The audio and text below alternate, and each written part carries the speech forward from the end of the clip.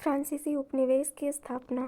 भारत आने वाले अंतिम यूरोपीय व्यापारी फ्रांसीसी थे। फ्रांसीसी ईस्ट इंडिया कंपनी की स्थापना 1664 ईस्वी में लुई 16वें के शासनकाल में भारत के साथ व्यापार करने के उद्देश्य से की गई थी। फ्रांसीसियों ने 1668 ईस्वी में सूरत में पहली फैक्ट्री स्थापित की और 1669 ईस्वी में मछलीपट्टनम में एक और फैक्ट्री स्थापित की। 1673 ईस्वी में बंगाल के मुगल सूबेदार ने फ्रांसीसियों को चंद्रनगर में बस्ती बनाने की अनुमति प्रदान कर दी। पांडिचेरी और फ्रांसीसी वाणिज्यिक वृद्धि। 1674 ईस्वी में फ्रांसीसियों ने बीजापुर के सुल्तान से पांडिचेरी नाम का गांव प्राप्त किया और एक संपन्न शहर की स्थापना की, जो बाद में भारत में फ्रांसीसियों का प्रमुख केंद्र बनकर उभरा। धीरे धीरे फ्रांसीसी ईस्ट इंडिया कंपनी ने माहे, कराईकल, बालाशोर और काशिम बाजार में अपने व्यापारी बस्तियां स्थापित कर ली। फ्रांसीसियों का भारत आने का प्रमुख उद्देश्य व्यापार एवं वाणिज्य था।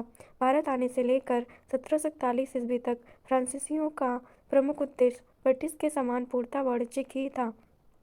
फ्रांसीसी ईस्ट इंडिया कंपनी ने 1723 ईस्वी में यनम, 1725 ईस्वी में मालाबार तट पर माहे और 1739 ईस्वी में कराईकल पर कब्जा कर लिया। फ्रांसीसियों की राजनीतिक उद्देश्य और महत्वाकांक्षा। समय के गुजरने के साथ साथ फ्रांसीसियों का उद्देश्यों में भी परिवर्तन होने लगा और भारत को अपने एक उपनिवेश के रूप में मानने लगे।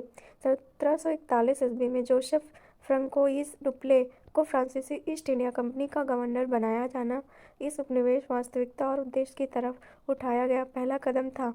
उसके काल में कंपनी के राजनीतिक उद्देश्य स्पष्ट रूप से सामने आने लगे और कहीं कहीं तो उन्हें कंपनी के वाणिज्यिक उद्देश्यों से ज़्यादा महत्व दिया जाने लगा। डुप्ले अत्यधिक बुद्धिमान था, जिसने स्थानीय राजाओं की आपसी दुश्मनी का फायदा उठाया और इसे भारत में फ्रांसीसी साम्राज्य की स्थापना हेतु भगवान द्वारा दिए गए मौके के रूप में स्वीकार किया। उसने अपनी चतुरता और कूटनीति के बल पर भारतीय राजनीतिक परिदृश्य में सम्मानित स्थान प्राप्त किया, लेकिन ब्रिटिशों ने डुप्ले और फ्रांसीसियों के समक्ष चुनौती प्रस्तुत की, जो बाद में दोनों शक्तियों के बीच संघर्ष का कारण बना। डुप्ले की सेना ने मार्क्विस दी बुस्सी के नेतृत्व में हैदराबाद और केप कोमोरिन के मध्य के क्षेत्र पर कब्जा कर लिया। 1744 ईस्वी में ब्रिटिश अफसर रॉबर्ट क्लाइव भारत आया, जिसने डुप्ले को पराजित किया। इस पराजय के बाद 1754 ईस्वी में डुप्ले को वापस फ्रांस बुला लिया गया। कुछ क्षेत्रों पर फ्रांसीसी प्रतिबंध।